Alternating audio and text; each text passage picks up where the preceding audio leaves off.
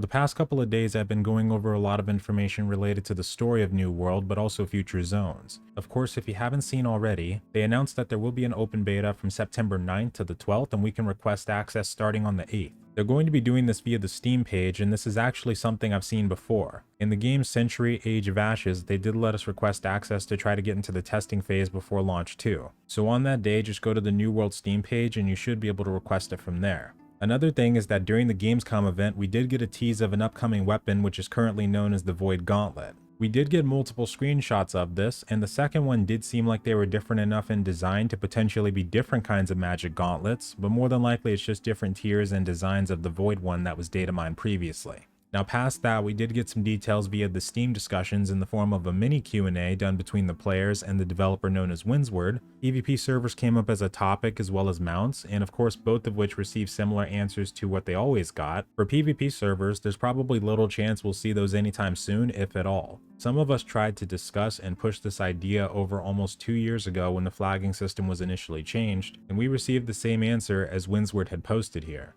PvP servers for them would require unique rule sets, builds, and create extra versions that they would have to develop, which is something they don't seem to necessarily be interested in doing. That's why instead, and this might be more likely to appear, a few of us have been talking about PvP-based dynamic events on top of everything else that would be great to see. Another thing that was hinted at in both places was seasonal events, something that would be really cool to see in New World. Hints of more PvP based content, which is more than likely referring to the instance PvP arenas that were leaked, which we'll also be talking about a bit in this video, and a few other details including a test increasing server capacity during the open beta. But what I'd like to talk about today is something different. You see, aside from the information they've been giving us and how I believe they've said that they're planning to develop a post-launch roadmap, I've been trying to mentally and visually map out where the game is going to be in the near future, ever since I read the rest of the upcoming lore and quest dialogue. You see, there's a lot of stuff we can predict from reading this kind of stuff. Of course, Brimstone Sands lore pages being there indicates that'll probably be one of the next zones, along with all the leaks we had about it. But some of us already knew about Brimstone Sands a long time ago, even before it was glitched into, or revealed to be in the game files. Case in point, when they very first introduced Reekwater, there was a quest line in there very early on when you got to a settlement that reveals the actual name. It also suggested that Brimstone Sands was heavily influenced by the Romans, considering the man who gave you the quest has a tagline called Legatus Legionis. I was actually going to talk about this, but by the time I realized it was there, leaks were already happening in the alpha and in other places. So I assumed it was pretty much off limits to dive into, but since leaks are everywhere now, I figure we can dig a little deeper. So careful for spoilers because we're going to be talking about a lot of what's upcoming, and this will include what will probably happen when we get to the end of the current main story. So Brimstone Sands lore is something we'll dive into more heavily, but there are mentions of a proving grounds, so I would imagine that this zone might just be when we get the instanced arena that we can use. The settlement itself I haven't double checked, but I believe it'll be under the same name, New Corsica. And there will be an expedition located here called Inead unless they change it, and one of the bosses of this expedition is named Crassus. He is, or was, the Legatus Legionii of the 19th Legion. And there's a lot of backstory of him and the other Romans that came to Brimstone Sands, but I want to talk about what happens after level 45 on the current landmass we have. You see, I'm sure you noticed during the beta that the Depths expedition where we defeated Captain Thorpe, the main story quest just kind of drops off. We can still of course level up and do the expeditions, but you don't see what comes after. Well, the first and most crucial thing to tell you is that the Angry Earth is not as angry as it may seem. You see, during the rest of this 45 to 60 quest line, we start to align ourselves with the Angry Earth and even become capable of speaking with them. Aedion Theron also makes a return, and that was an NPC we interacted with pretty early on in the main story.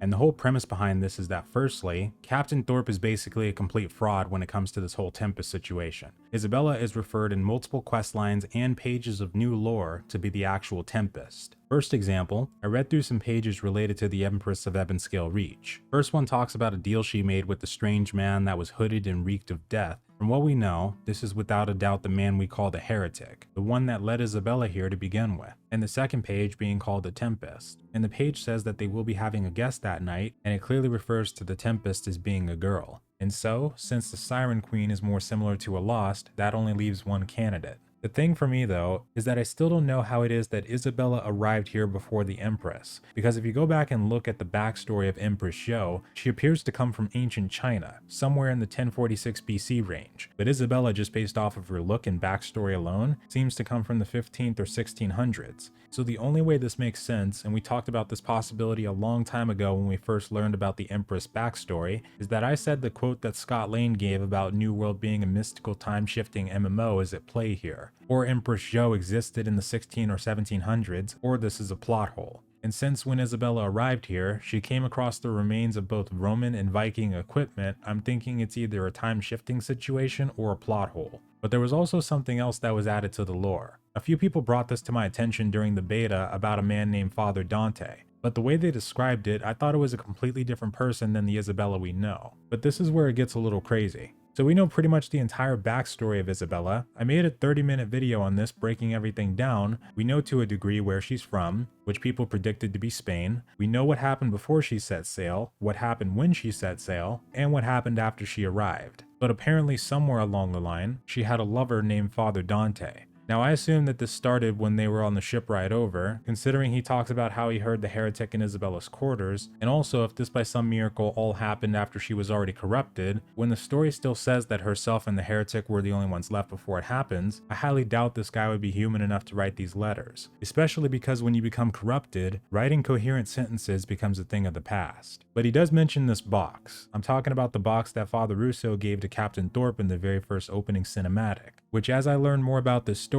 led me to believe that Father Russo was absolutely sending us to our death, or he was just plain dumb. Because from everything I've seen, this box seems to contain the soul of Isabella. Now why her specifically I don't know, but during the rest of the main storyline and leading up to it, there's a new massive emphasis placed on this box, and according to some of the quest lines we'll be doing alongside the Angry Earth, they're trying to keep it away from her. We also get some new details about the Blight that we'll dive into in the future. It does seem to affect the Angry Earth and Corrupted alike. But eventually in the questlines, we fail to stop her from getting this box back and whatever's in it. The Angry Earth tried to conceal it at a place in Eden Grove called the Mother Well, but they failed. And the next thing that happens is we need to go to Dynasty Shipyard to stop the Tempest, also known as Isabella, and the Empress of Ebonscale. We know in the fight itself with Isabella that she doesn't actually die. She just retreats from the battle around 55% health. And then after we defeat the Empress, that's when we assume the battle is over for the time being. But then the main story quest will take us to Shattered Mountain. We'll come across a quest that's known as Tempest Heart, and this will be given to us by a bear that's classified as Angry Earth. We don't have much information for what happens past this point, but the Path to Mirkgard Arena questline has been changed to include that the Tempest is down beneath the ruins of Mirkgard.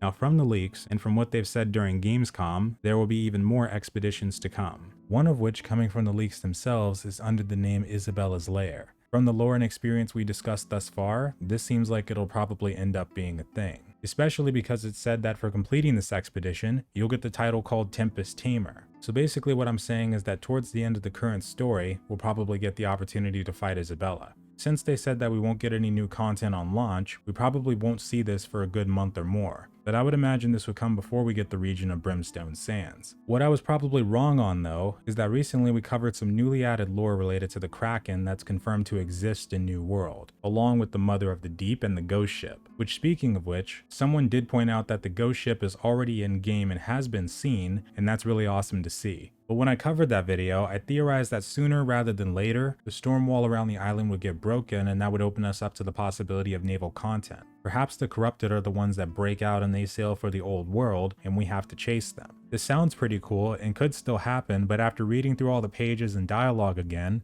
and properly piecing each part where it needs to go, I think what's going to happen instead is that we might actually kill Isabella in the expedition. Now the heretic who converted her hasn't revealed himself officially in game just yet, so he could pop up later, but the Empress at this point is pretty much dead to me, and Captain Thorpe is probably going to die before we fight Isabella. The Mirkgard church that we used to be able to fight him in is still blocked off, but he's still standing there. Plus there were some people during the beta who were able to glitch past this and see that there's an expedition in development, and that's part of the reason this Isabella's Lair thing makes more sense. What I'm seriously worried about though is that I would hate a character like Isabella, let alone the Empress or the Siren Queen, to be reduced to just having a simple death at the end of a dungeon or arena. Now in the future, according to the leaks, the Siren Queen should have her own expedition as well, but Isabella, we first found out about this character in December of 2019 during the Game Awards trailer. Now, it's too early for anyone to speak on what the end of this story will look like. They don't even have it in the game yet, so it could turn out totally different than I'm describing, but this character has been a part of so many things. So many trailers, so much concept art, so much character building through her lore when it was finally revealed. She's got the most detailed backstory out of anybody. She's also widely mentioned in several other pages, most notably the old page known as Grey Sister, or Duality of the Word. And killing her, like officially killing her, the moment we get to the level 60 portion of the main storyline would be a big mistake. One of the things I talked about is how we pretty much only have the foundation of a story, but we also don't have any really interesting characters that we can rally behind and watch them build with the world. During this new portion of main story quest lines, Adiana starts to step up as something like that, but she's far from what I think anybody would consider a supporting character. And villain-wise, if they want to build a story, this early on I think it'd be good to have some that last a while. So the only way that I would personally be okay to Isabella dying at the end of a 5-player expedition is if the fact that her getting her soul back means that she was able to either resurrect at a later time with much more power, her death causes the storm wall around the island to straight up explode and open the floodgates, or we unleash the heretic, his master if he has one, or more dangerous corruption or void in its place.